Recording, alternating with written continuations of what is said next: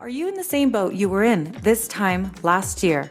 How about 2 years ago? The lack of knowing the right people and having the right knowledge may be the two key factors holding you back from the life you should be living right now. If you believe you are capable of more and are open for a better way, then Humanity X is for you. Humanity X is a new social network designed to match and connect you to like-minded people over your shared self-improvement interests, challenges, and goals. Our platform provides you the peer support that's needed to unlock new opportunities and take control of building the life you want. Humanity X delivers curated, personalized videos on topics taught by world-class experts that will level up your thinking so you can take the appropriate actions each day to achieve the results you want. Go to humanityx.com to register for upcoming online workshops, make new friends, and to learn more. That's humanityx.com for more details.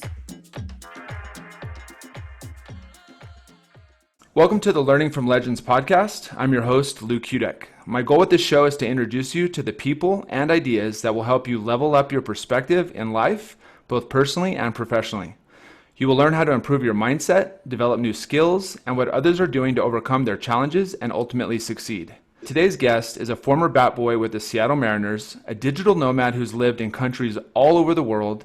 He formerly worked in the movie industry in Hollywood and has made hundreds of friends and shared an incredible amount of life experiences all over the world, from watching his home country play live in the World Cup in Brazil to taking in the Milky Way on a Jeep excursion on the Bolivian salt flats. Alex reinvented himself from being an assistant to running mergers and acquisitions for not one, but two companies, and was recently appointed CEO for 2020, which I founded in 2013. Without further ado, direct from the land of fine Malbecs and alfajores in Buenos Aires, Argentina, the man, the myth, and the future legend himself, Mr. Alex Elert. Alex, welcome on the podcast, buddy. Thanks for having me. Awesome, dude. Glad to have you on the show. It's been quite some time. I think we discussed getting you on several months ago, but business has been picking up quite a bit, it seems. Mm-hmm. Business is booming. We'll talk more about that here in a second. So kind of diving right in, Alex, I wanted you to kind of take us back to kind of the origin story of when all this started. I know now you're doing big things in your career. You're currently living abroad in Buenos Aires. You have some big travel plans on the horizon, which you and I have discussed. But I know life wasn't always like this for you. There was a lot of kind of cultivation of both yourself personally and your career that enabled you to get to this point in your life and have such kind of a bright future on your horizon. So if you could, just for our audience, kind of take us back, if you can, to the beginning as to, where you grew up, how you grew up, leading up to the point where, you got your first gig as a bat boy with the Seattle Mariners. Yeah, definitely. I must say, first of all, Lucas, that intro you provided of my life was much more interesting than I feel like my life actually is. I assure you, I can't tell it as exciting a way as you just told it. But I think it's funny when you get kind of that big picture perspective from someone else's perspective about your life. Because my life, I'm thinking about the zoomed in, short-term items that are concerning my normal day-to-day. And it's funny when you just said that, I was like, oh my God, like I totally forgot about that experience in Bolivia or, being a bat boy and stuff like that. So it's, I think it's kind of funny to see that perspective of it. But yeah, I mean, I guess the origin story, I was born in Seattle, Washington, 1989. My father actually passed away when I was 5 years old of cancer. And that was actually, I think, a really big impact on my life and kind of molded me into the human being I am today for a lot of different reasons that I'm still kind of understanding now. But that was kind of like the first real memory I had was that kind of close, intimate encounter with death. And I think that was quite strong in I guess, my origin story there. And, besides that, I must say I still had a very easy upbringing. Like it was, I think, as I've gotten older and traveled into other parts of the world, I think I was extremely lucky to have an amazing mother, to have great grandparents, great support system around me. That led me to having, really easy upbringing that kind of were the framework of external factors that molded me into the human being I am today. But then when I was about 8 or 9, we moved to Montana for a couple of years, actually. I lived in a town of 700 people called Big Sandy, Montana. And to be honest, I can't remember the reasoning why we moved there. I think it was kind of just my mom, she's working in corporate at Nordstrom in Seattle. And I think we wanted to just get kind of an escape from the city, state of mind. And so we moved out to Montana for a couple of years, which is actually where my grandparents were born on my mother's side. They were, the sons and daughters of German immigrants and Swedish and Norwegian who moved out there as like homesteaders, like 140, 130 years ago. So I got to kind of see like our family roots of like coming to the US, which was really interesting for me because I think it also gave me a perspective of like more of the, I guess, long-term cultural origin of like where my family comes from. And I still have some kind of like extended family members out there in this little town of Montana. So that I think was also another big external factor that molded me into the human being I am today, because from that experience of seeing real like rural American style of living, it gave me the ability to like juxtapose that against what my upbringing like was in Seattle for the first 8 or 9 years of my life. And so that was great. I rode horses. I was always out in nature. And I think that also instilled a deep love of nature for me, the great outdoors as well. But from there, we actually moved to Southern California a couple of years after that. And that's where I went to middle school and then high school down in Southern California, which if you could think about like the exact opposite of a town of 700 people in the middle of north central Montana, it'd be Southern California and Los Angeles, right? Especially like Orange County. It was like such a crazy change. And I think it was quite difficult because, when you're that age, everything is so important.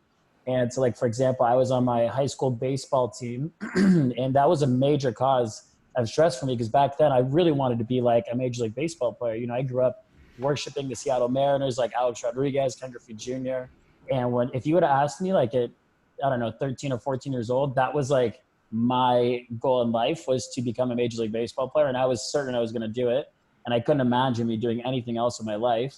And then once I got into high school, in Orange County, it's super competitive for baseball. So I wasn't even starting until like my junior or senior year on the varsity team because the guys in front of me were getting full ride scholarships to like UC Santa Barbara, UCLA and stuff. Wow. So it was like extremely competitive. And growing up, in Seattle, Montana, I was always one of the better, not to brag, but I was usually one of the better baseball players. And I was also a lefty, which is kind of sought after in baseball, as some people might know. And I kind of had this perception of myself as being, better than average baseball player. But then I went to high school in Orange County and I saw that I was like barely able to make my own little high school team.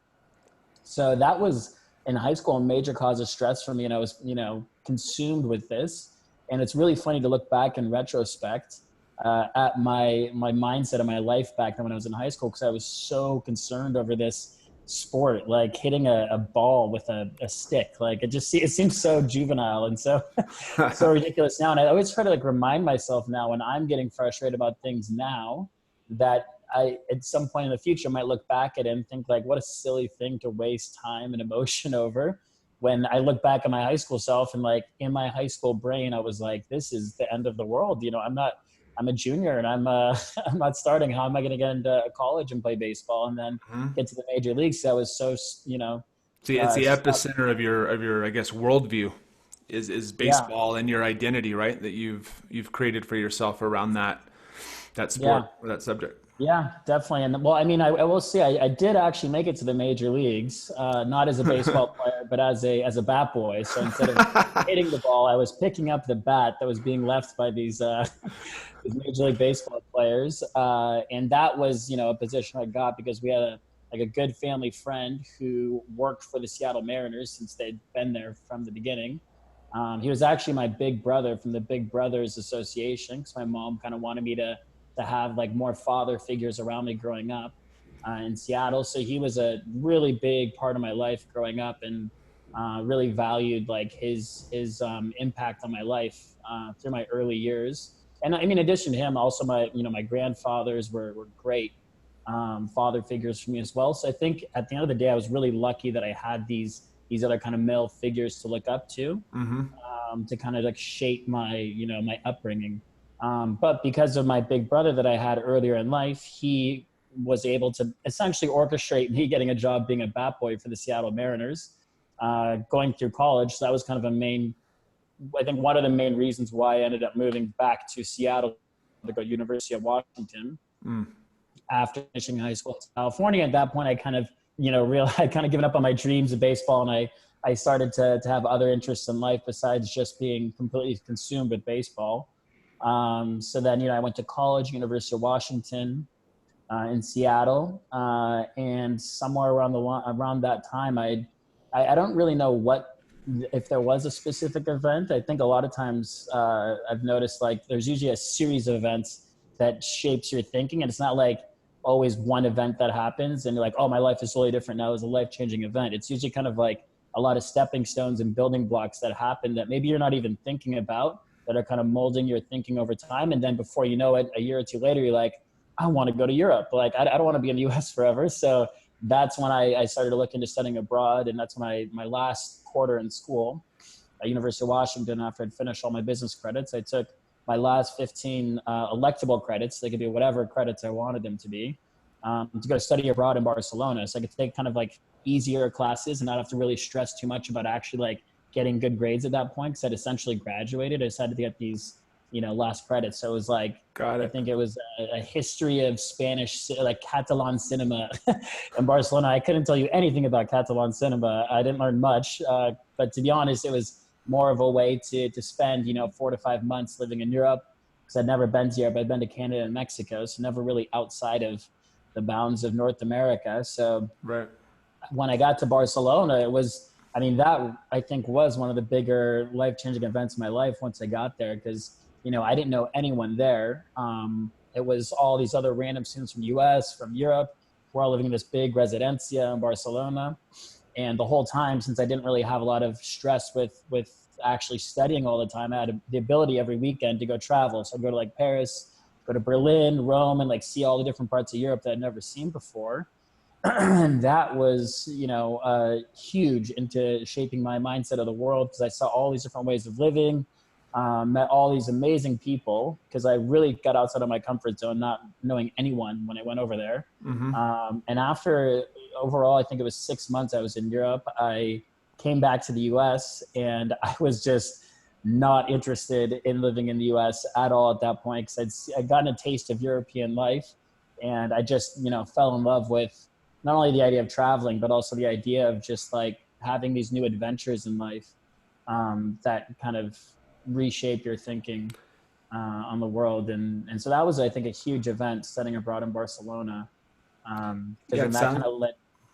What's that? I interrupt you, but I said it sounds like it. It's a really cool kind of maturation of going from a young boy to a young man and having all these different kind of experiences, like you said, that moment by moment you weren't realizing maybe that it was happening, but then looking back, even from the standpoint of when you were, in the study abroad program, or maybe when you would come back to the US for the first time, like how much you had changed over the course of that, 10, 15-year period. Yeah, 100%. It's because like you don't really notice you're changing, I think, when you're going through these periods, and they're more long-term changes. I think it takes time for you to actually change, in longer ways. But yeah, that was a huge impact. And I moved back to the US, and I'd graduated from college, and now I was just unemployed looking for my first job. I was 22, and that's when I moved back to LA, because throughout college I'd kind of grown. I think I kind of started in high school, my appreciation for film, because I had this great high school teacher who, it was like a history of cinema class, who like taught all of the, the elements that make great films. So I kind of grew a passion for film late during high school, and then during college. So I moved back to LA wanting to work in the film distribution industry. So I really wanted to work in the film space.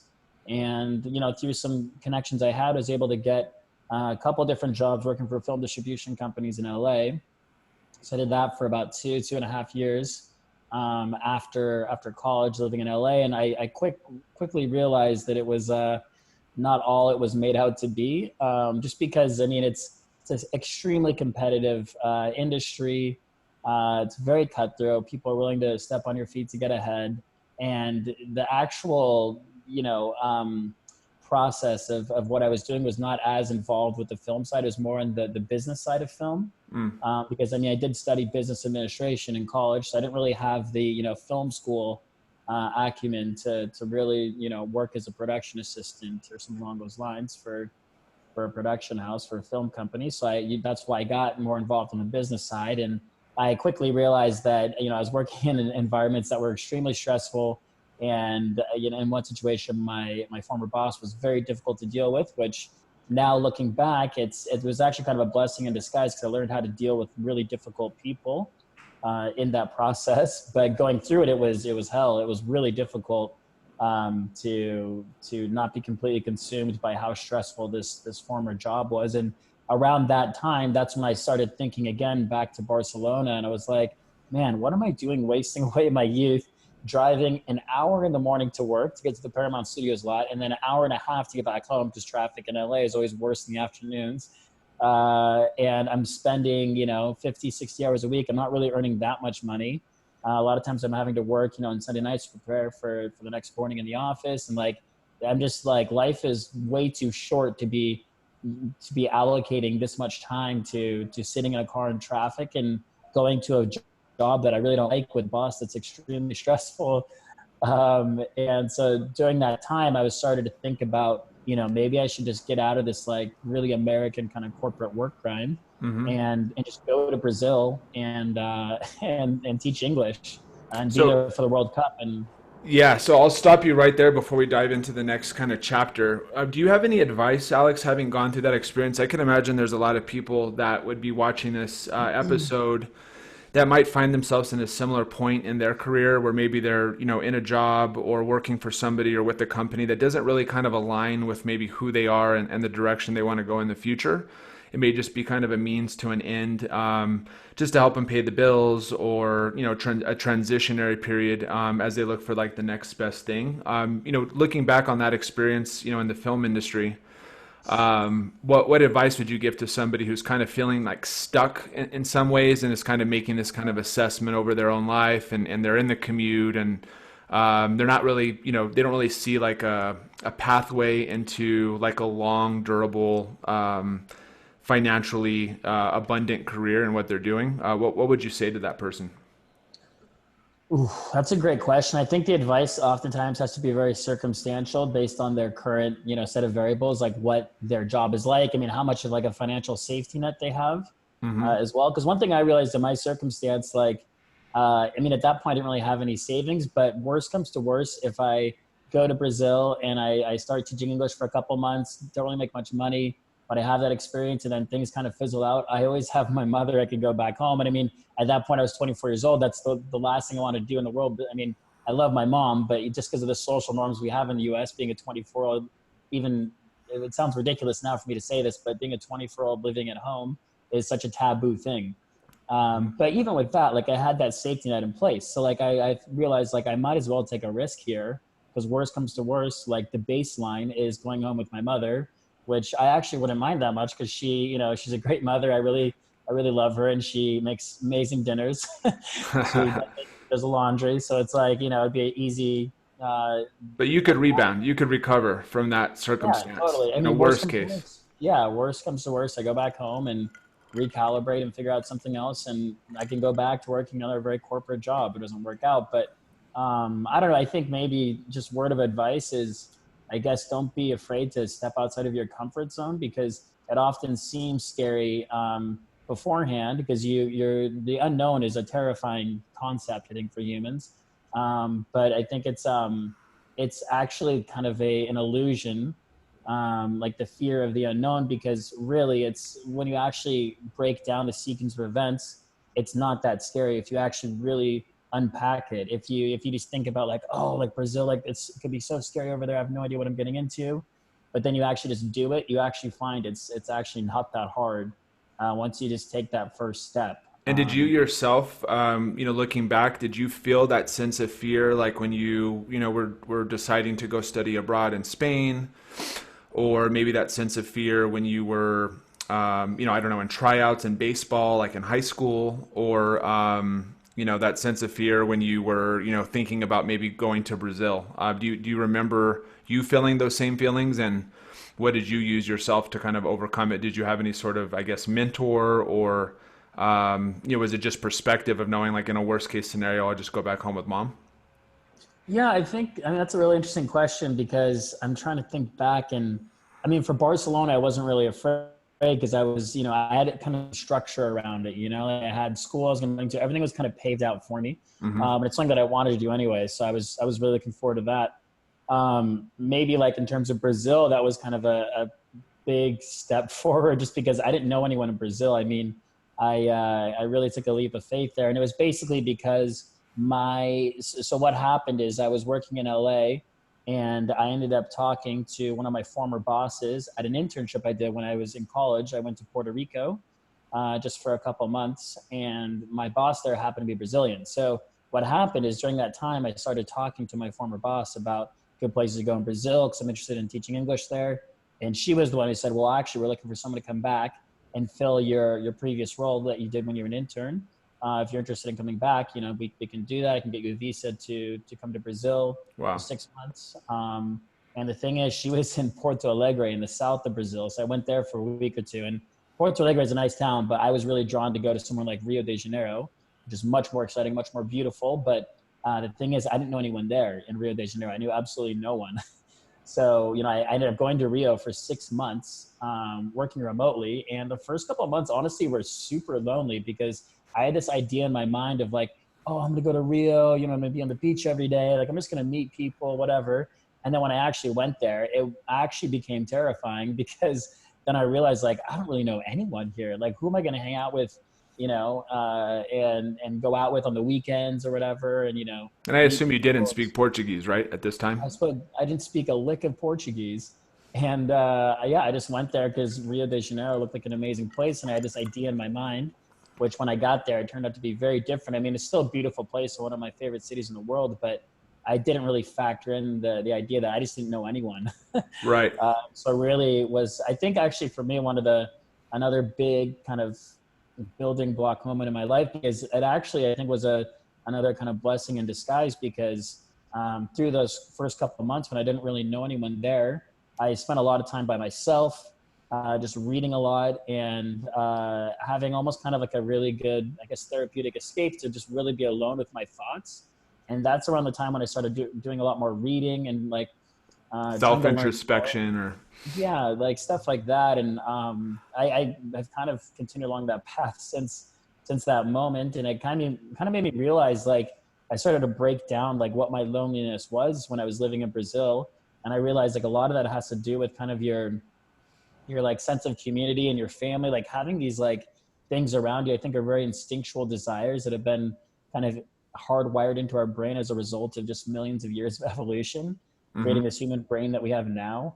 And so I started to realize like this feeling of loneliness really derives from the idea of being around a community of people and having friends and family, like a support system around you. And I Familiarity. started to realize, yeah, the reason why we have that, I mean, is from what I understand, is from millions of years of evolution, because the human beings who could band together and collaborate are more likely to survive and have better crops from the harvest Right. and be able to kill more animals that they ate and survived off, and also fend off other predators or other human beings that were trying to kill them. So their genetics passed on generation by generation. Hmm. And so now here we are as a result of all these millions of trial and errors to create this human being with this brain, where we now have this sense of loneliness that I feel like, oh, I need to have this family, these people, these friends around me to be safe and to be happy.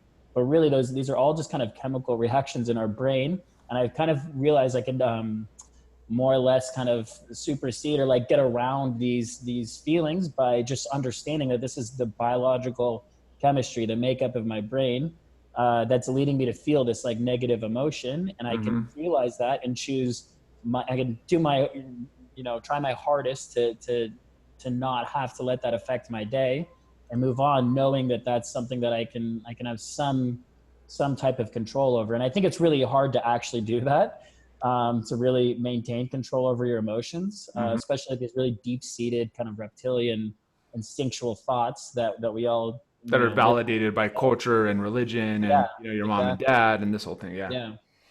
Well, that are also validated by millions of years of evolution too. Right. So like, yeah, so that was kind of a, I guess, a big turning point in my life. Cause I realized like I could exercise like some level of control over my emotions. And like, that really went into like I was reading a lot about stoicism at that point in my life. Yeah. Can you just define that for me? I know that's something you and I've talked about before, but what is Stoicism, generally speaking or broadly speaking for someone who's not familiar with that term? And then how are you kind of applying it to your life today? Yeah, so Stoicism, there's a lot of different like aspects of Stoicism, but like my major takeaway with Stoicism is this thing called the trichotomy of control. And basically it breaks down, there's things that are outside of your realm of control. For example, the sun rising every day, like I have no control over that.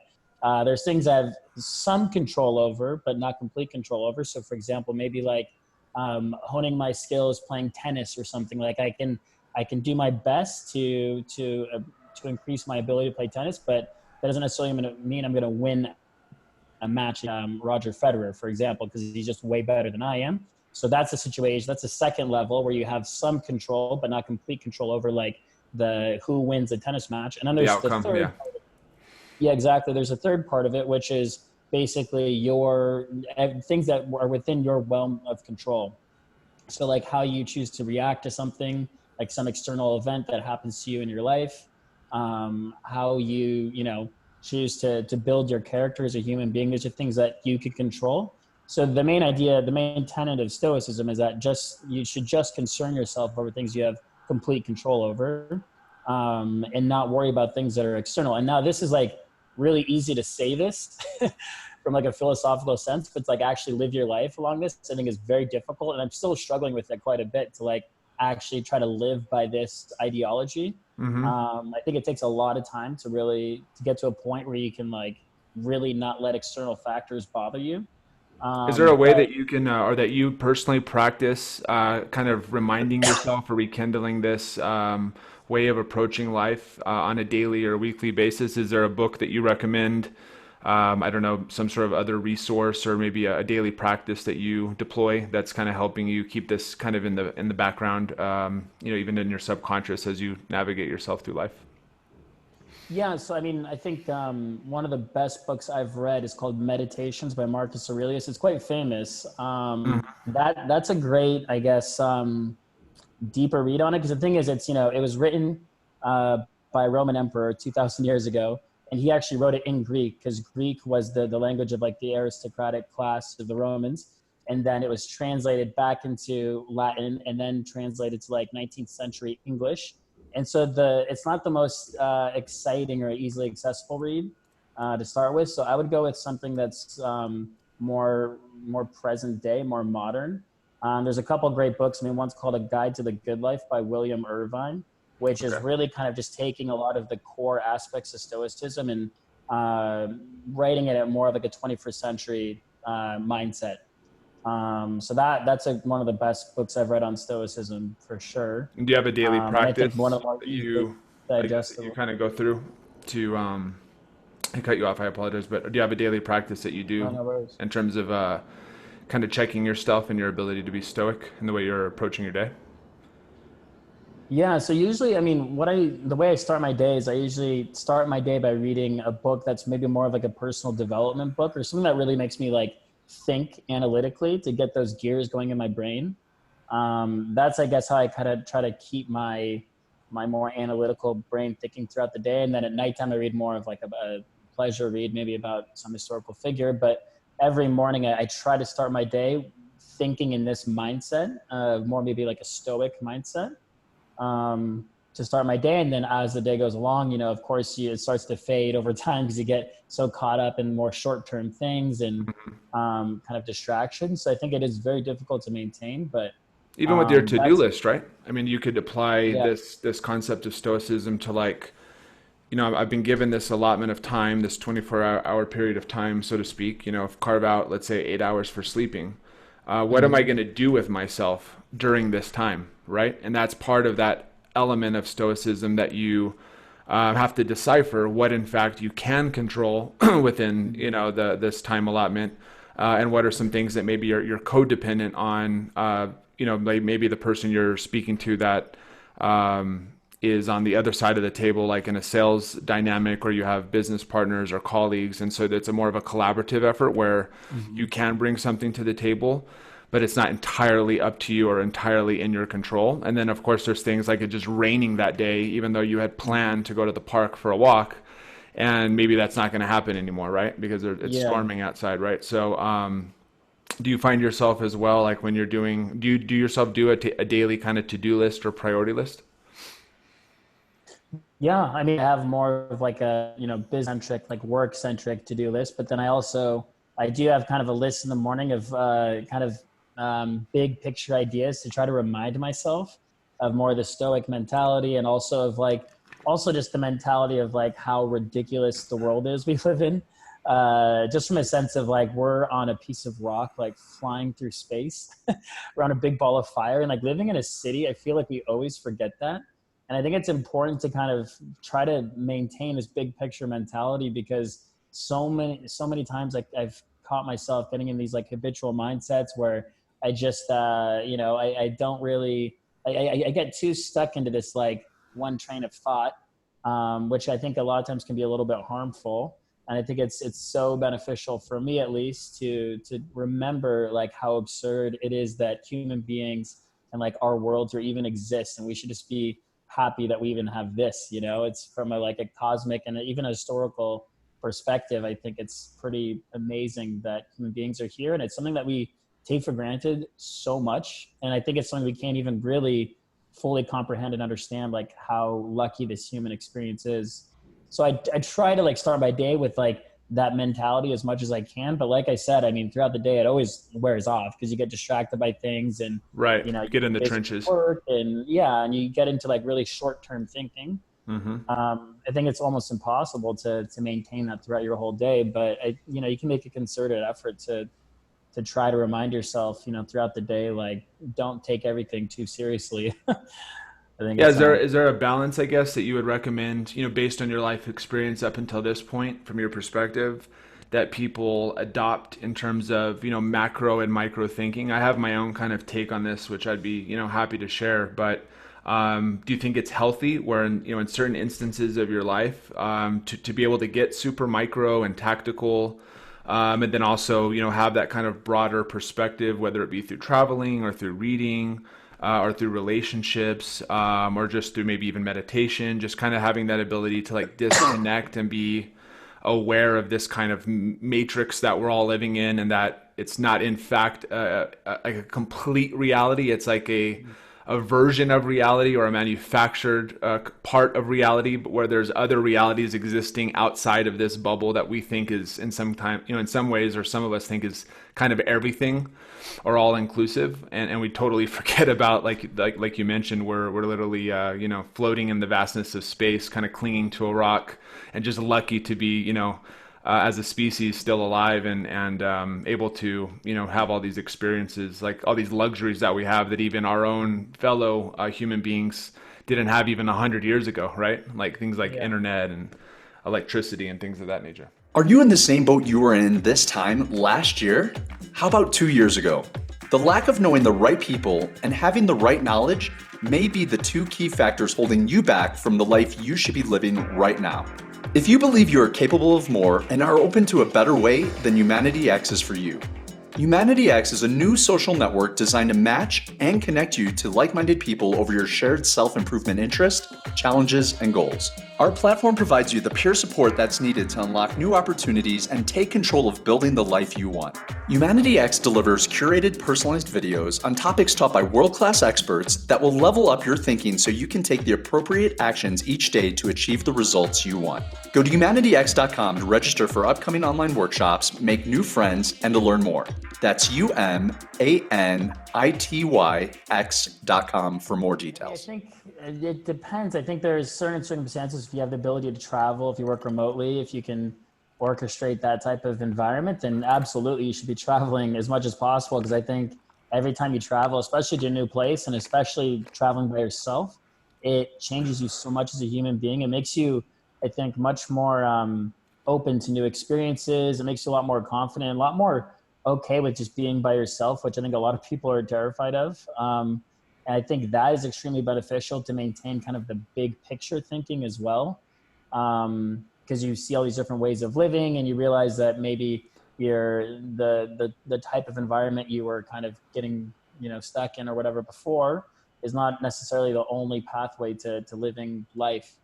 I think that's a big thing. If you don't have the opportunity to travel, I think just like exercising your brain in like different ways, like for example, reading books about subjects you're not familiar with, or taking some type of different, I don't know, like class, or just opening up yourself to meeting new people, and having new experiences that are not within like your normal habitual routine that you're doing every day. I think maybe that would be a good way to kind of have this different outlook on life as well, if you don't have the ability to travel. And for people that might have children, looking back at your life experience, growing up in Seattle or that area, and then moving to Montana and being in a very small town but surrounded by family and nature, and kind of what I would imagine is maybe your first kind of indirect mentors in your grandparents.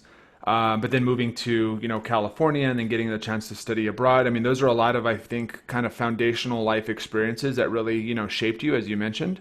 But for people that are raising children, when do you think it would be a good idea to kind of start opening them up to these experiences in terms of, I don't know, maybe leaving for the summer to study abroad? I mean, it sounds to me like giving your children the ability to have this perspective, which increases their tolerance and adaptability, is quite profound in terms of the way it impacts them later on in life. When do you think is the right age to kind of start kind of cultivating these experiences for your children more intentionally versus like, by happenstance? That is a great question. I'm so far away from having children that I've never even thought about how to cultivate, the mind of my offspring. But speaking from a sample size of one, I mean, my upbringing, I was really lucky to have a mother who, exposed me to a lot of different ways of living early on. Like I said, we went to Montana when I was quite young, and then California. And so I think having those early life experiences really, I guess, molded me into a person that was pretty, open-minded and open to going to new places, new environments, and trying out new things. And so I think maybe that's one factor, is just exposing your kid to new outlooks on life, and maybe letting them also decide how they want to perceive the world around them. So my mother was always very, I guess, laissez-faire. She was, would let me do whatever I wanted to. It was a very unregulated upbringing, which kind of allowed me to test out, what I wanted to and see what kind of human being I wanted to be. So I think maybe that's another thing, is just letting the natural course of things run the route they're going to run, and not trying to maintain so much control over your kids, because I think that can be a little bit counterproductive sometimes if you try to force them too hard into doing something that they might not want to do.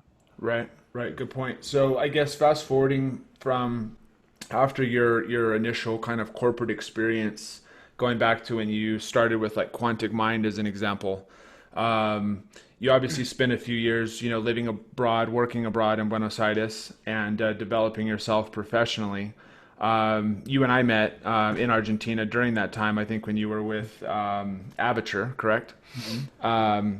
Would you mind maybe sharing with kind of our audience, which is more of a segue into kind of what you have going on today, how we met, which is kind of a cool story, and then kind of how you embraced, because at that time you and I didn't have like a backstory, we didn't know each other, we didn't have a mutual friend.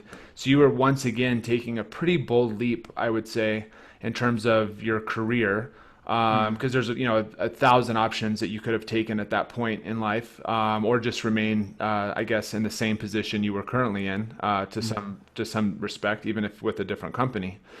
So maybe kind of bring us up to speed with like that story of kind of how we met and how that ties into you kind of getting started with 2020, and kind of how you navigated that kind of profound moment in your life in terms of it kind of reshaping where you lived and your associations and kind of that next step in your career. Yeah, absolutely. So, I mean, we met in a really random way. I mean, I went to a polo match because I had a buddy from France who was visiting me in Argentina, and he had this whole checklist of things we had to go do. And me being, living in Buenos Aires for a couple of years at that point, I really did not want to go all these tourist traps.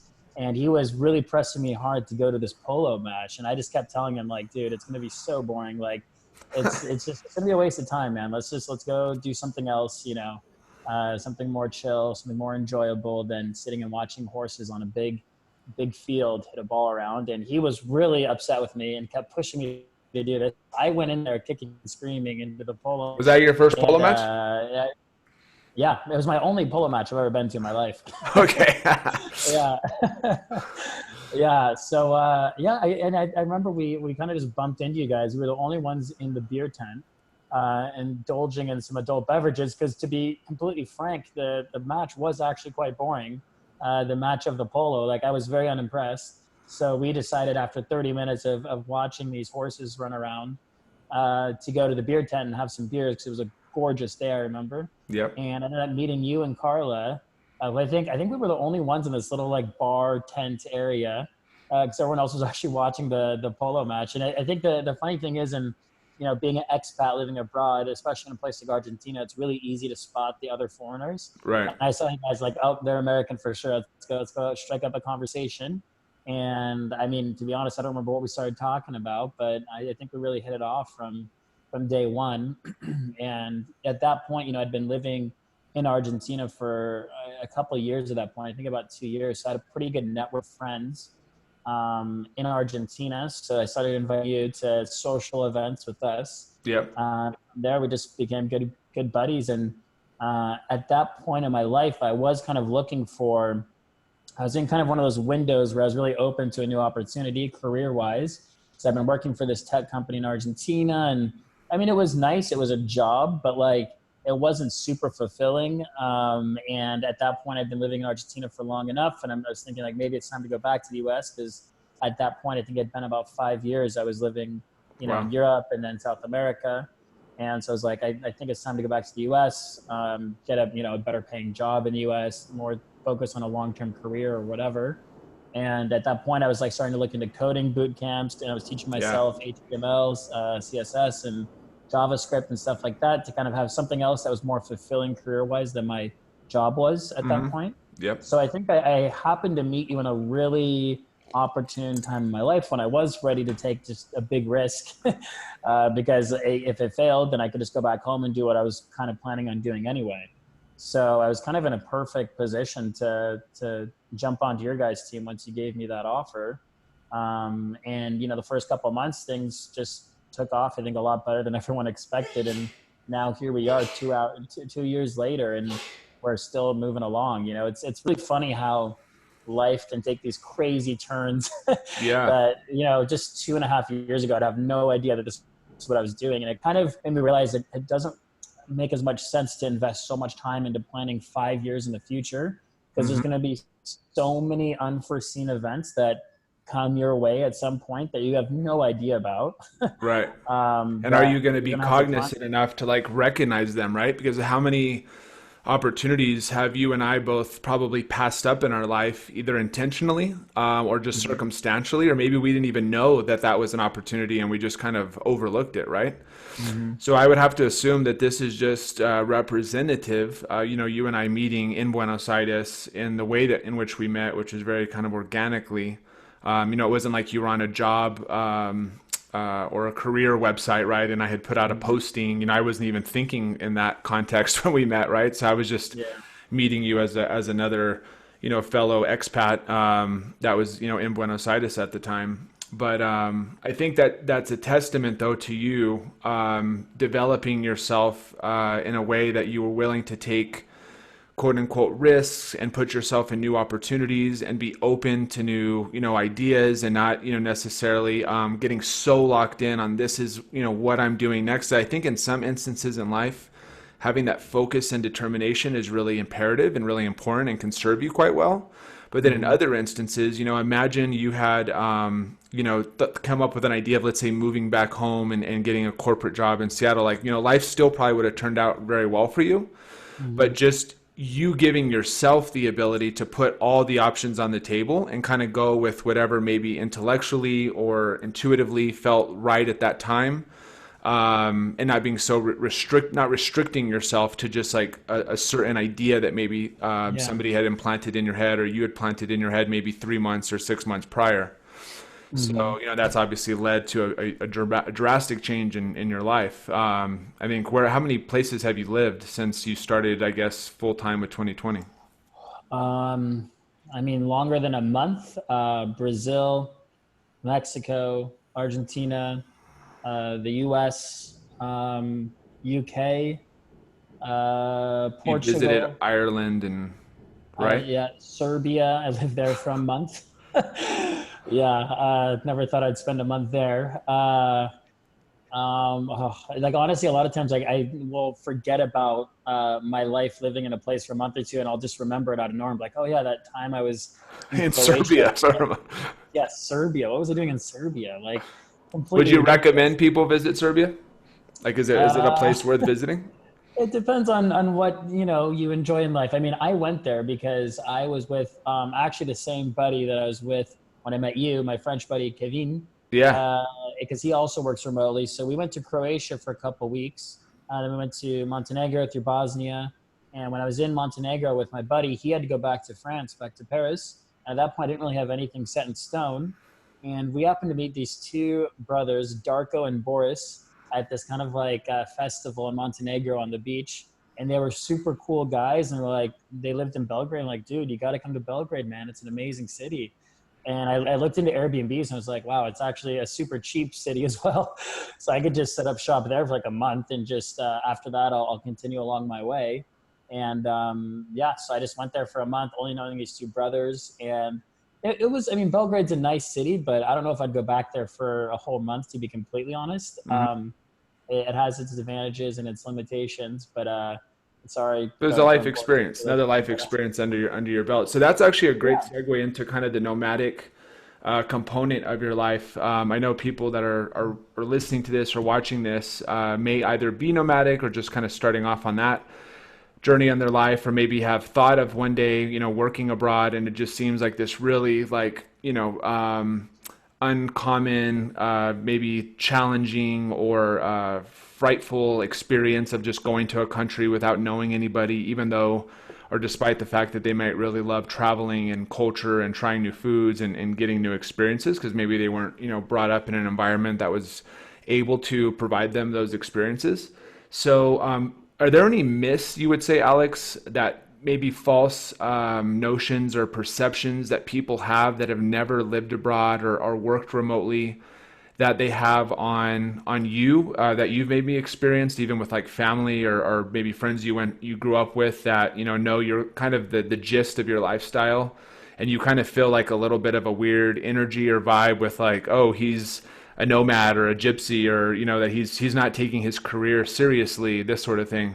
Is there any myths that you've uncovered that you could kind of clear the air on with the way people perceive a nomadic lifestyle, and some of the I guess benefits and ways that you're still able to be a productive individual that's still able to like manage all aspects of life, and you're not just literally like on the beach every day? Yeah, it's an interesting question because I think the world is changing quite a bit now, because now you're seeing a lot of big like tech companies becoming 100% remote. And I think that whole idea, the whole mystique of working remotely has changed a lot since like the early days of Tim Ferriss, Right. proposing everyone should go, work on a beach somewhere. So I think it's changing quite a bit in that respect. I've noticed over the years, because I've been working remotely since about the year 2013, I think. And when I first started, I feel like even just, now it's about 6 or 7 years ago, the ideology around it was quite almost like taboo. Like, oh, you're working remotely? Like, are you on the run from the law or something? Like, what's your problem? Yeah. And now it's becoming much more normal. It's crazy how quickly that happened. But now I have a lot more friends, work for like big US companies who are working remotely, like part of the year in the US and then part of the year, wherever they want to go. But yeah, I mean, I think, it's definitely changing, but I think, there are a lot of people who maybe have that more conventional mindset, who have these kind of social norms, especially in the US. We have this really strong idea that you need to dedicate most of your life to working and a career, and you need to be in an office, you know, you need to be working like 50, 60 hours a week if you want to achieve something in life. And I don't know. I personally don't really buy as much into that mindset maybe at this point in my life. I mean, things could always change, but I think that's maybe one of the myths about working remotely is you can still be productive and and make progress and make an impact on whatever your career is in your company while working in some other country. You know, I mean, it depends on the nature of your job, obviously, but Yeah, if and you you work as an really well, individual, but it doesn't mean that it's negatively impacting your career or that you don't take your career seriously just from the simple fact of where the desk and the computer is located that you're, working from on a daily basis, right? yeah, and I think it also really depends on how you look at your like career, your job. Because I mean, for me at this point, what I'm doing with our team is almost just like a part of my life. It's like a project I'm working on, like a long-term project. But you know, that means I don't look at myself as like, okay, I got to clock in at 9 a.m. and then I'm clocking out at 6 and then done. You know, like I don't really separate my life like that. I kind of, to be honest, sometimes I work on the weekends, sometimes I work at night, sometimes I work early in the morning. Like I get things done that need to get done, and then I keep working on projects to make progress because it's part of my life that I feel is important. But I think the whole idea of like if you go into like a job, whether it's remotely or in an office, like if you look at it as this kind of like hindrance and like this obligation that you have to fulfill, not because you want to, but because it's, you know, necessary. I think that mindset can be a little bit I guess counterproductive, and also just kind of a boring way to look at it. You know, like you're not Yeah. really passionate about what you're doing, and you don't care about it. You're just doing because you're told to be. You know, it needs to be done. You know. Yeah, there's a Um, body in the desk that's like typing on the keyboard, but they've, checked out months ago. But you're yeah. feeling content because you're saying, well, I have my employees showing up every day at 9 and they're leaving at 6, when in reality they're not happy. They're Mhm. not putting in all their energy and all their focus, and they're on their social media feed for who knows how many hours per day. When if they were doing, if they were in a role that they loved, or they were in a lifestyle that was more in sync with like who they are as a person, maybe they're a night owl, right? And maybe they could find themselves in a position where they could work from 11 to 8 or something like that, right? Mhm. And that would be more Yeah. conducive of productivity. So for anybody who's out there on the other side of the coin who is an employer that has employees and they're currently working in the office and have been, like, let's say, dabbling with this idea of letting some of those people having the freedom and flexibility to work either from home or to work, in another city in the US for whatever reason, or maybe even working abroad. What, I guess, perspective would you give to an employer who is open to taking that leap into having like part of their team be working remotely, outside of just the traditional like 1099 kind of Yeah. a la carte hires? What perspective or advice would you give to them, and what are the things that they should look for in knowing someone's ready to take on that kind of that kind of that can handle that capacity and self manage? Hmm. Well, yeah, I think it's important to like if you're in an employer position, I think it's important to create like an incentive structure that like actually plants a seed in your employees' heads that makes them want to work hard for you and build something together. I think when you come at it from an approach that they're almost like a liability, you know, you have to make sure they're working from 9 a.m. till 6 to make sure they're optimizing their output and production. I think that's kind of a negative incentive structure because you're almost basing the incentive structure around punishment as opposed to basing around like achievement and goals and building something together. So I think that's one of the more important parts because I've realized in the past when I've been in incentive structure, frameworks in a company where it's more on the negative side, where you have to be working a certain amount of hours in the office, and if you don't, you get some level of punishment.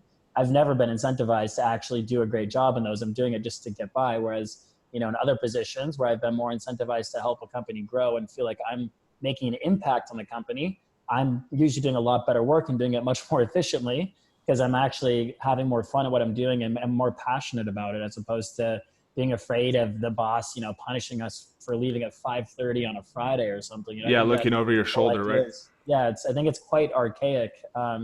If you're still, you know, in 2020 managing your employees that way, I think it's much more forward thinking and I think in the end more efficient to have more of a positive incentive structure where your employees are actually wanting to do what they're doing. So you don't, it's also easier for the employer because you don't have to constantly be micromanaging them, Right. So it actually might be more cost effective. Well, it is more cost effective, Exactly. 99% Yeah. of the time. So that's actually a perfect segue. And I know we've come up on about an hour now. So if you have a few more minutes, I had a few more questions for you. But if you need to go, I know you're having a really busy day with what we have going on with M&A and at 2020. So do we have a few more minutes with you, Yeah. Alex, or do you want to wrap it up?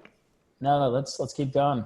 Okay, fantastic. So with regards to your current endeavors with 2020, you've been working both in business development and as the CEO with 2020 and MyCamp for the better part collectively of, I guess, about 3 years now. Is that correct? Yeah, 2.5 years. 2.5, yeah, going on 3 years. And the whole time you've been working with us on this project, it's been remote, right? So you've not worked, physically in an office. So I think that's important to notate as you kind of unpack, the progress we've made and what we're currently working on. So if you don't mind, maybe share with the audience, what is 2020? What is MyCamp? What are we doing together? And then kind of walk us through just real quickly kind of your evolution in the company and kind of your day-to-day responsibilities and activities. And and we'll take it from there. Yeah, definitely. It's funny because I've tried to explain what we do to so many people. So we work in such a niche vertical, such a niche industry. I've tried explaining it in Spanish, Portuguese, English, and none of the languages are easy to convey exactly, our business model and what exactly we're trying to achieve. But In layman's terms, yeah, for somebody yeah, who has business competence, but they don't need to necessarily know the granular level. What do we do at 2020 at MyCamp, and what are you working on a daily basis? yeah. So 2020 and MyCamp are a joint venture in the sense that we have 50-50 purchasing rights over these acquisitions that we're executing on, and we're both. I mean, the business model of both companies is an ISO, independent sales office, also known as a merchant service provider. That works under First Data, which is the largest credit card processor in the world. So we basically facilitate, the payment processing for merchants all over the U.S. And these merchants can range from everything from a restaurant to a gas station to a dental office. I mean, it really runs the gamut in terms of the type of businesses that we facilitate the payment processing for. But my focus on the team is really managing the mergers and acquisition growth strategy because we're really in a big build-up phase right now on about a 3 to 5 year plan where we want to grow mostly through acquisitions of other companies' merchant portfolios, and then grow, with these acquisitions over time, and then eventually exit our company once we, achieve all of our growth goals down the road. So I guess in a nutshell, that's essentially what we're doing. But the actual elements of it get a little bit more complicated once you kind of dig deeper. But from a high level, that's what we're doing.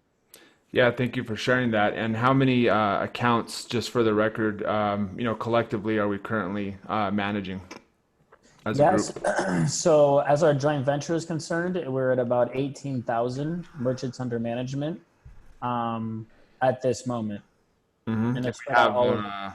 on the horizon, what do you forecast kind of coming in the way of mergers and acquisitions? I know it's hard to say because there's a lot of moving parts, but if you had to kind of take a shot down the middle, in the next 6 months, what activity do you forecast as the CEO and director of business development? Yeah. So in terms of acquisitions, I'm thinking in the next 6 months. And like Lucas, like you just said, there's a lot of variables outside of our realm of control that affect, when these acquisitions finalize. Because a lot of it has to do with, the seller's, own personal life and business life. Right. But I think over the next 6 months, we can probably execute on a couple of acquisitions, bringing in 1,500 to maybe 2,000 merchants. Again, that can range from maybe closer to like 1,000 merchants we acquire, or maybe 2,000 or 3,000, depending on which acquisitions actually get finalized in the end. So there's a lot of different factors that go into our eventual growth. And how many transactions have you been a part of thus far? So in terms of acquisitions, we've finalized 3 acquisitions in the last 2 years. We've finalized on, I think, 4 mergers, which also kind of go into our overall exit goals. But the thing is, I mean, these these acquisitions especially take a lot of time to cultivate and get to the point where you're actually ready to finalize on an agreement to buy a merchant portfolio. For example, the company we're talking to right now about structuring a merger with, it took about 2 years to get to this point. So it's a long sales cycle.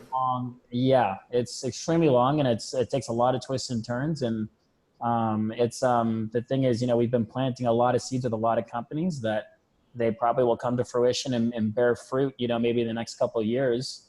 But they're really long-term deals. And I think the main idea with this type of strategy is to keep, having patience over time, because a lot of times these deals aren't going to work out. So you have to just keep, creating these new relationships with new companies, and know that most of them are not going to ever come to anything.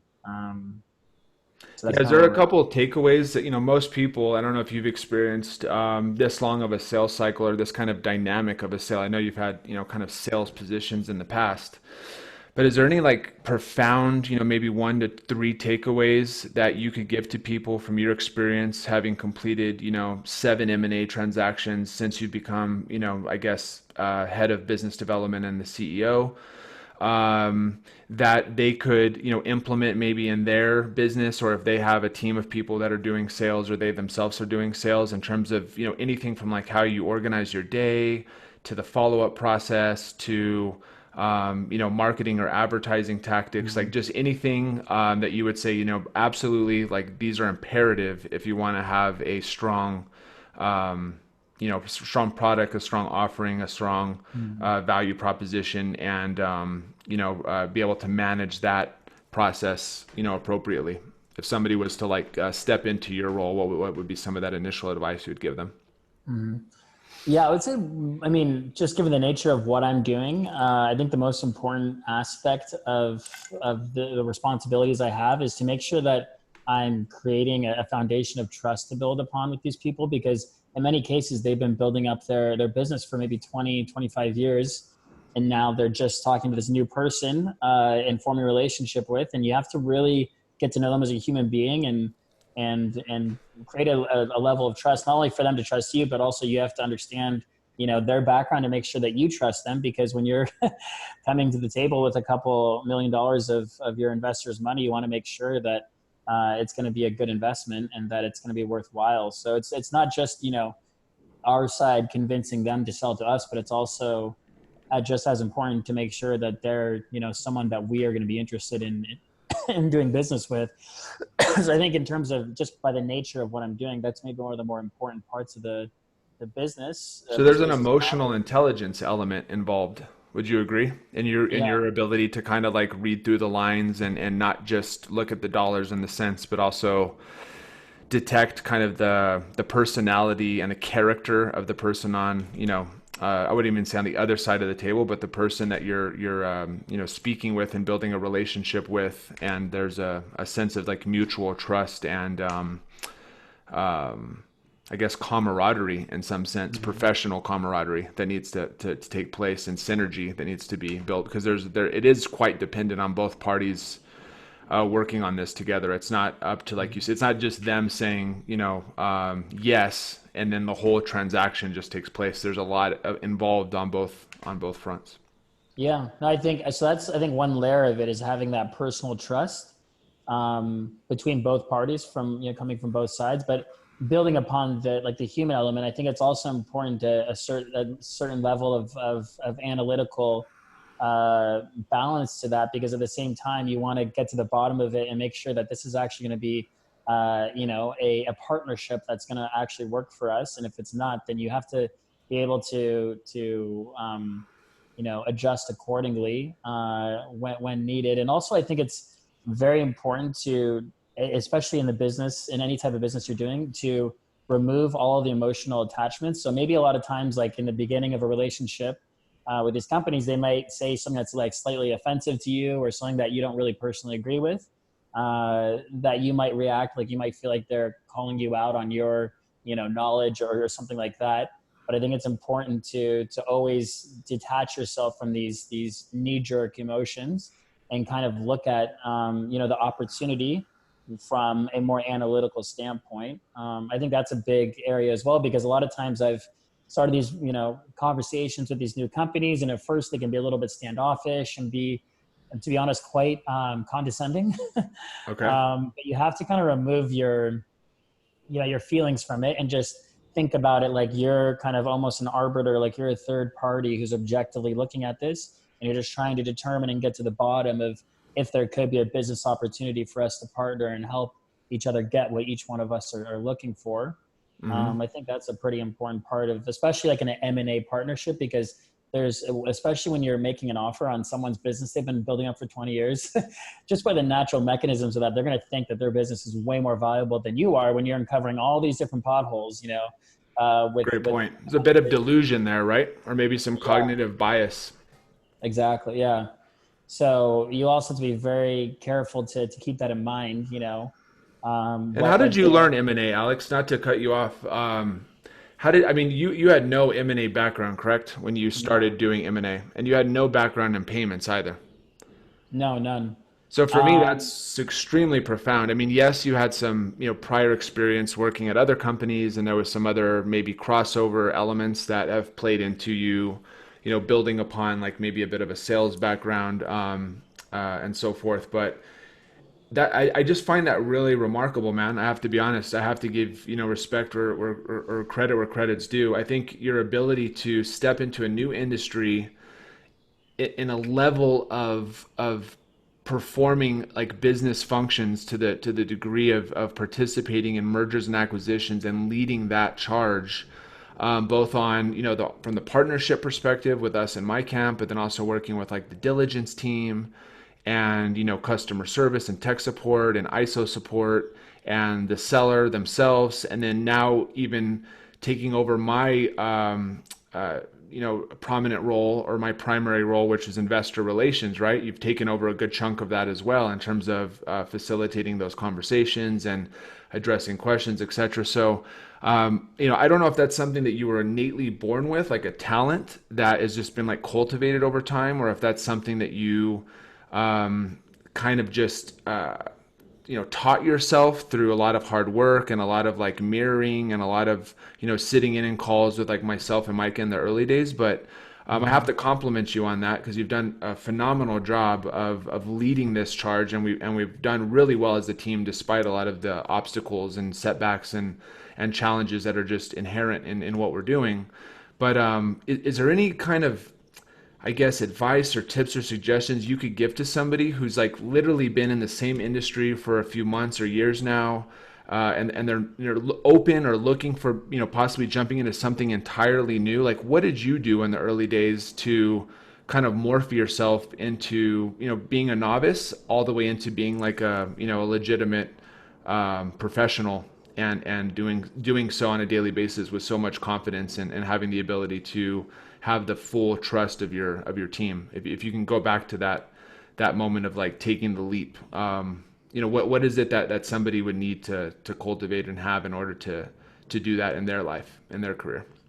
Yeah, well, I think, the internet is an amazing resource that, obviously we all take for granted. I was born in 1989, so I kind of remember the early days of the internet and like what life was like without it. But honestly, like I learned all of the different elements of how mergers and acquisition work at both like an enterprise level and more of kind of our smaller niche level, just from learning from the internet, literally from Google, and finding different sources from Google, like different books, different ebooks that I could read, and just started digesting all that. And also, like, I think at least when I try to learn something new, I try to, even if I'm not interested in the subject, because to be honest, at first mergers and acquisition didn't really spark any interest in my brain. But Sure. a lot of times when I'm approaching something that's so foreign and alien, is I try to almost trick myself into being like, oh, this is super interesting. Like, how does this work? How does this work?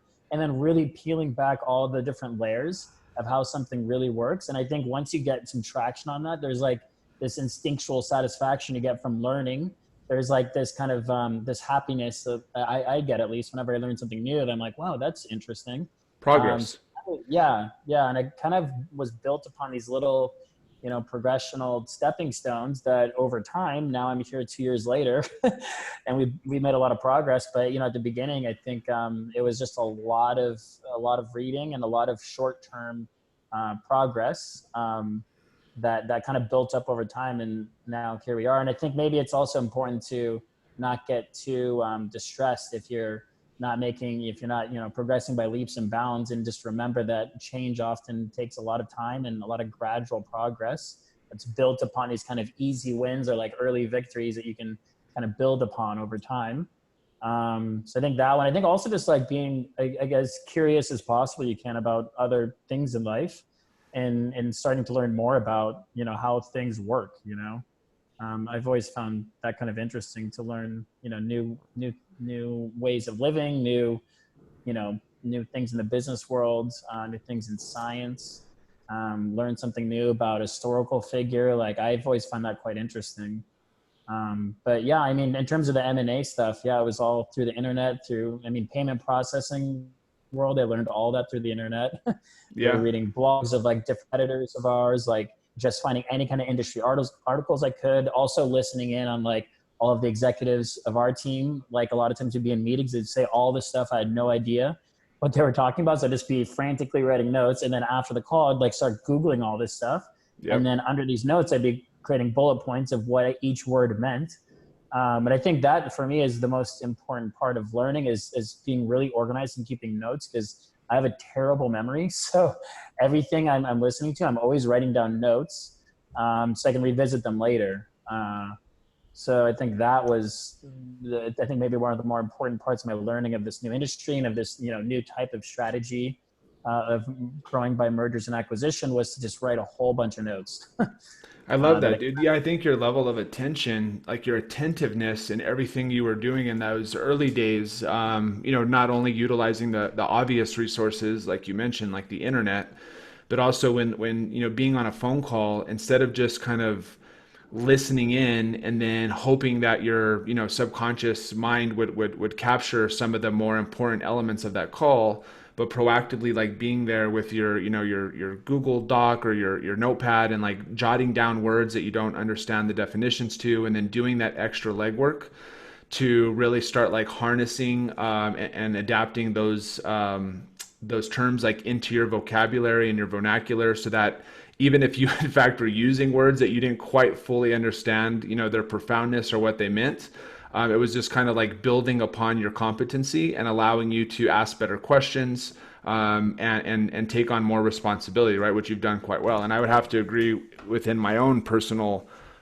journey in life and in business, I think that's been a major contributing factor. And the reason I say this, of course, is for the benefit of some of the younger listeners watching this, is I used to spend, and I still do from time to time, but I used to spend entire days or weekends or blocks of time solely studying people who have built billion-dollar ventures. And so I would literally have a list of every person on the Forbes 500 list or Forbes 2000 list, and I would pick a person off of the list, and then I would research everything about their industry. I would watch interviews that they had conducted. I would look up their company websites. I would, pay very close attention to the type of vocabulary that they used. And in most cases, they would say things that I wasn't familiar with. And so I would very proactively jot those items down. I would do my own like independent research. I would like literally hear them say one term that I wasn't familiar with. Like let's say it was private equity, right? I never heard that term before 5 years ago. So I would go online and I would watch an entire seminar at Stanford on private equity. And I would have a gist of now what private equity is. And I would take that forward in everything that I did. So when you compound that, doing that, with multiple different people on that list, multiple different hours, multiple different days, multiple different months, you can kind of find yourself 6 months into the future, like, I'm a different person now. Like I don't even think differently. And a lot of the things that you were maybe going for, or the way you were approaching your life or your business, once you have this kind of like refined lens of looking at the world and looking at even your problems, you'll find that with knowledge and with wisdom, you can take a dramatically different approach at some of the things you're doing. And you may even come to such level of enlightenment that you actually just stop doing altogether something that you were doing because you realize in comparison to the alternatives, it's not the best use of your time, right? Yeah. Um, That's also super important. I think what you just said there is that it's important to keep it kind of like questioning the beliefs you have in life, because as you grow older, you get new perspectives on life, and you might see that maybe you have this perspective now, but in the future you might look at that perspective from a different lens and realize that doesn't really make sense. I could have a much more enjoyable life if I adapted my outlook on, on the world, on life, if I, inherited these new things I learned. I think that's super important to always try to be as like radically open-minded as possible, to always look at yourself as objective as you possibly can, and see like where you're really failing in life and where you could maybe make some improvements. Because I think that's like one of the hardest things for humans, is to admit when they're wrong, and to like make adjustments to that. And I think that's also kind of goes with what we were saying earlier, like when you constantly refresh your surroundings that are around you, whether that's through traveling, whether that's through books you're reading or classes you're taking, or different groups you're in, it constantly lets you kind of see things from different angles that might allow you to make beneficial impacts on your life, and change the way you look on the world. Yeah, it's so true. I actually read or I heard a quote that I kind of paraphrased this morning in a new book I'm reading, which I highly recommend. I wouldn't doubt it if you've already read it, but it's called Enlightenment Now, Steven Pinker, by Steven Pinker. Yeah, have you read it? amazing. It's one of my top 5 of all time. Dude, Not even incredible. joking. Like literally, like every single sentence, I want to just sit and like pour myself a cup of tea and just ponder. Yeah. Well, Right? it's amazing because he looks at our, the world in 2020, and he looks at it from a like much broader historical perspective, and for me, I think the biggest takeaway was like, it's so insane how lucky we are, from not just like a historical context, that we were born after penicillin was created, for example, and we have like modern medicine and like the internet and modern science, like create this life of luxury live. Yeah, my But dad almost died from polio, by the way, just with your tie into to penicillin. And the doctors, because it had just come out when he was born, and so the doctors had told his mother that if we give him this new drug called penicillin, there's a 50% chance that it'll like stop or deter the illness from spreading, or he may die. And so she was left with the decision of not giving him the penicillin because she didn't want to take the chance of like losing her son. And so he ended up losing like 90% of the mobility in one of his legs.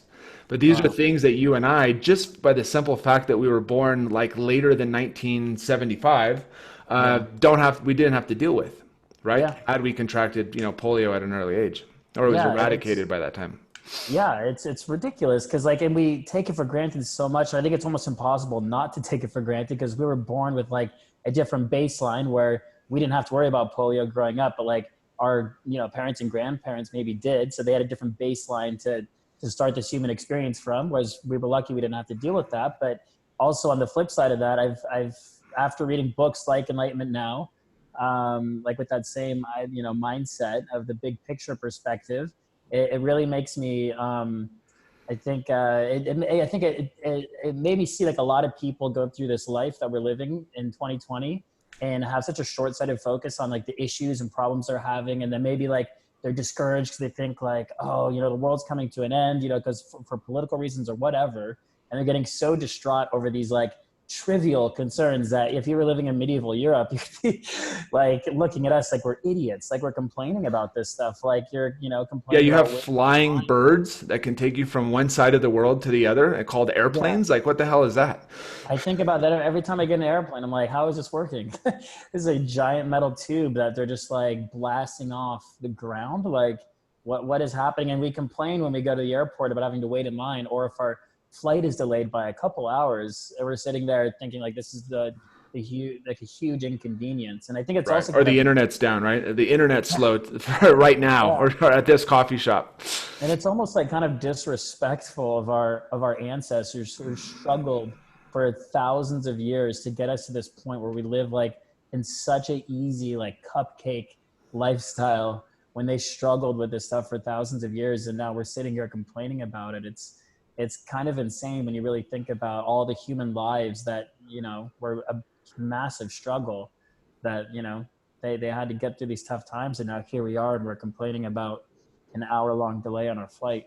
No, it's so true, man. So yeah, the quote that I had actually pulled from that book that you obviously have completed, I just started, was our greatest enemy is not our political adversaries, but rather ignorance, a shortfall of knowledge on how best to solve our problems. Which I thought was quite, simplistic but profound. So again, our greatest enemy is not political adversaries, but our ignorance, which is a shortfall of the knowledge on how to best solve our own problems. Yeah. I want to pick apart enlightenment now. I can't remember if I had recommended that to you or maybe you heard it from somewhere else, but I read it like a year and a half ago. You had brought it up to me, and I think I had probably jotted it down on a list of books that I needed to read and didn't take it so seriously. And then when I was at the conference in San Francisco recently, I had a guy who was basically managing a wealth fund for one of the most, I guess, affluent guys in Sacramento, and he recommended it to me, and it kind of like sparked something in me. I was like, I feel like Alex had recommended that to me at some point in the past. So I bought it immediately, and I just dove into like the first 45 minutes or an hour of it this morning, and I was like, just blown away. I almost wanted to start it all. So much more to read. There's like some really, I hate using the word profound, but like there's some eye-opening shit that happens in that book that I was just like dumb, founded about how I've never really thought about it, the human progress on such a large scale, like in this way. Yeah. And how, I don't want to spoil anything for you, but there's some great passages later on in the book. I think it's towards the end where it talks about the effects of mass media on our society. And it's talking about how, for example, it's so difficult to encapsulate the long-term benefits of human progress. For example, modern medicine, stuff like that it's almost impossible to give a tangible stat this year 500,000 people's lives were saved because there's no more typhoid fever because we have this antibiotic for it, or some statistic that shows how many lives are being saved because of modern medicine, because of our political structure of a democracy, having that around instead of these authoritative dictatorships has been the story for almost all of human history. Right. And it's much easier for the media to say, oh, there was another gang murder today in this part of town, and so it creates this perception that the world's coming to an end. It's such a dangerous world we live in, when all the statistics show that we're actually headed on an amazing trajectory because of these long-term societal effects that we've built upon over thousands of years of having a civilization. And it's honestly, I read that book, and it really was one of the more important books that I've read that has shaped my thinking and also my appreciation for this world we live in. I think you're going to have your mind blown by the time you finish it. You're going to be thinking from a totally different perspective, and much more just not worried about coronavirus or something my mom right now is freaking out about coronavirus. I'm like, Mom, yeah, talking about the Spanish flu in 1918, no, it's so true, dude. To add to your point, if the news of the media announced every single successful flight, which is really not to say profound again, but a quite notable accomplishment in terms of technology and innovation and aviation, that we landed, 10,000 successful flights occurred today. If every single flight that happened that made it there successfully, at a price point where you could literally buy that flight for, in some cases, less than $100, which is insane. We would have a much different perspective than when one day every 2 years or something there was a flight crash, right? Yeah. But when none of the upside is ever mentioned or acknowledged, and then all of a sudden you hear about one hijacking or a flight going down, it seems like, oh my God, you're right. It induces so much fear into the public sector that some people perceive that as not wanting to fly anymore, or it's dangerous, or I think I'll drive. But they make so much of their life decisions around, oh, Mexico's dangerous, and Asia, that's scary. I would never go to Thailand right now or Bali because isn't that part where the coronavirus is? It's just insane. Even when Magic got diagnosed with HIV, And then because just of ignorance, people were like, well, then like, do I even really want to be on the court with him? Like, what if he sneezes on me? Right? Yeah. It just stems back from all this like fear that's, again, it makes sense from the media perspective because they know people are more attracted to and their attention channels more towards like fear-based behavior and information than it does about like, oh, like this mom raised her child well, or, this school is doing, really good things with their biology department, right? That's just not as sensationalistic as it is hearing about like the teacher that raped, the second grader. And, there's like, 3 weeks of media coverage on the news of the trial, right? And not all the great things that are happening in terms of other things that are going on in the world. So I just think some of I think a lot of things we take for granted because we understand it to some degree that it's kind of common knowledge and that everybody sees the world this way, right? Like everybody understands the lens of, like, let's say through Steven Pinker's eye. But in reality, most people don't invest or take the time into like putting some of these thoughts or perspectives into their mind when you're thinking more in the terms of like middle America. So the majority of people do not have this sort of worldview or this sort of vantage point. And so a lot of these things that you're doing with your life and the things that we think about are just so radical and so like far removed from what they feel comfortable with that I think for those people that are out there that are younger in particularly and that are open to new ways of thinking and new ideas, guys like you and I and females that are empowered and that have seen the light through travel and through reading and through relationships, etc. I think it's our responsibility to some degree to, as we continually work on ourselves for our own selfish reasons, to make sure that we live a good quality life and that our family lives a good quality life, that we also, look behind or look down or look, across the room and we give back some of that stuff that we've learned to like help people, because there was a lot of things that you and I probably could have accomplished in our life a lot sooner had somebody given us that opportunity or given us help, like your experience being a bat boy with the Seattle Mariners, right? Like that took a little bit of a tribe for like your mom to be conscious enough to go reach out to find you a big brother. And then for that guy to be open enough to allocating some of his time for some kid that he didn't know, to then developing a relationship and then putting you in a position to win, right? Absolutely. And so a lot had to happen for you to have that life experience, which led like another life experience and then another one. And so, we need to be, you and I and the people that are listening to this, like we need to be like the guy that was your big brother in somebody else's life in some way, shape or form.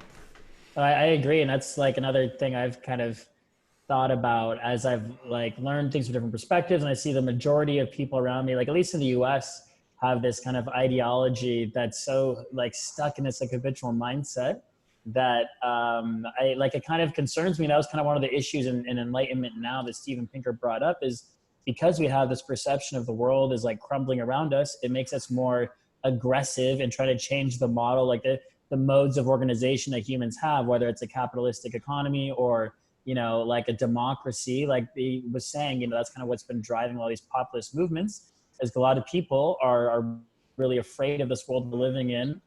It's coming, crumbling down. So they're voting based on fear for these populist leaders. And he said one of the main issues we really have confronting our world, besides things like climate change, is our lack of trust in these institutions we've built that have brought us this far. Because now people are discounting the great things that democracy has brought us, and almost moving, like the pendulum is kind of shifting now towards like authoritarian populist leaders that we've tried for thousands of years and it didn't work as well, And the fact that everybody's vote is equal is another interesting topic of conversation that I think might be a piece of, I guess, democracy that's either flawed or could be improved, right? Because the simple fact, I think everybody, there's something to learn from everybody. And I think everybody's unique life experiences is equally valuable to some degree, depending on your perspective and how you look at it and how you hold value. But the fact that you could just like randomly pick anybody in the mall in a small town in Iowa and place their vote with the same degree of weight as you would somebody like, let's say, Steven Pinker or Michael Bloomberg. That's just like flawed in and of itself. Steven It should Pinker's never. got like 100 times the weighted value is like my vote, because he actually studies this stuff every day. I don't have the time or like the mental Exactly. bandwidth to actually devote myself to educating myself on these issues. And it's interesting you bring that up, because I'm listening. Have you ever listened to Philosophize This I have, yeah. podcast? I have actually, yeah. Oh, it's amazing. And I was listening to the one, it was How talking often about, does he produce an episode? Because I feel like the reason I got off it is I wasn't seeing like the frequency of content, and I was like, oh, maybe he stopped, or I've only listened to a few I, episodes. yeah, I just started listening a couple weeks ago, actually, which is quite surprising to me, because I really love reading, especially about like the Hellenistic age philosophers like Plato, Socrates, Aristotle. And I just got turned on to it a couple weeks ago. So I started from the beginning, Okay, from episode one. So I've just nice. gotten past like, now into Roman philosophers. But it was talking about how, Plato and a lot of the ancient Greeks actually didn't want like a free democracy, because Athens is always famous for being like the first, democracy at scale that there ever was, at least in the Western world. But they actually didn't want to open democracy because they're afraid of like mob mentality and rule by, these people who were voting, who had, were working in like out in this farm, who had no idea about the intricacies of how to run this government. So they actually had more of a weighted system where these people were basically elected into the Senate, and then they actually made all of the votes on every issue in their society. Whereas in the US, we have a more direct democracy, and every vote, and not only is it like every vote has equal weight, but actually a lot of votes have more weight than others. Because like I'm a Washington State resident, so in the big elections for the president, my vote's going to be, I mean, our electoral votes from Washington are all going Democrat no matter what, and Right. it's not weighted proportionally. So it's like if the Democratic candidate won by 51% and the Republican got The 49% of the vote, collective weight of the state yeah, is all of what those carries votes are going over. to go to the winner. It's not going to be like 5 goes to the winner and 3 goes to the loser, to reflect proportionally what Hmm. percentage of the population voted. So it's actually, I think, the inverse, where some votes are more valuable than others, because if you're in like a swing state in a district that's kind of like a swing district, your vote is exponentially more valuable, because a couple thousand votes are going to decide the which side all of those electoral votes go to. Good point. Um, Good point. Yeah, depending on how you're looking at it, right? So I think that's a great kind of point to end the show on, and that's why I wanted to create this opportunity and this space to speak with people like you, Alex, that have just really lived in your own right. I know you mentioned earlier, like with a sample size of one, but in your own respective like life, you've really made the most out of the fortune and the fundamental things that we all, in some cases, take for granted on a day by day basis, and you've utilized those tools in a way that I think is quite not only respectful, but I think should be a like a beacon for other people who are kind of in this like worldview or this mindset of like, why me, kind of have like a pessimistic, the glass is half empty type of view on things.